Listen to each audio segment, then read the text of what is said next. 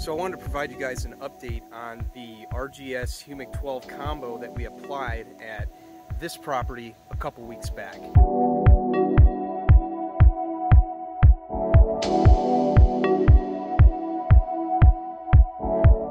Spots are looking good. I hit all these spots. I hit this spot, I hit that spot, and even this spot. I'm very pleasantly surprised with how that looks. Now, this is a spray count of mine that I take care of professionally too, so that's why the grass looks good. So it's taken care of by yours truly. But I just wanted to talk about what I'm seeing. So everything looks really good here. Granted, you know, we still have a little ways to go with density and thickness, but that's a whole nother conversation for another time. I'd say it really did help out, and it really does. Now, it helps out a lot more when you do this application more than one time, like maybe once every 2 or 3 weeks on the new seeded spots. Now, in my case, this is a one-time application, and I'm pleasantly surprised with it. Looks pretty good. So, sky's the limit though on what you could do, and that's what's so fun about this. So, at this point, I would just keep watering, you know, maybe water another couple weeks or so, you know, let this grow in, mature a little bit. And another thing we're gonna be doing for this is a cocktail. One of the things I'm noticing for sure is the turf in those areas are much more dense and darker green compared to last time.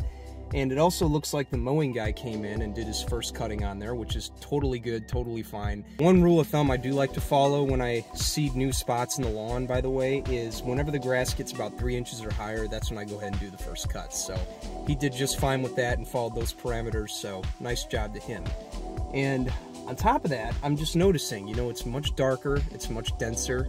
It's still a couple air pockets in between, but that's what happens with new seeding, right? So might have to touch that up again later on. That's just the nature of how it works. Another question I know people are going to be asking me, and I'm going to be answering this in some upcoming videos, and that is, Jake, how do I simplify the process of fertilizing both my existing lawn and these new spots? Because you can kind of see the conflict there if you think you have to use one product for one and another for another.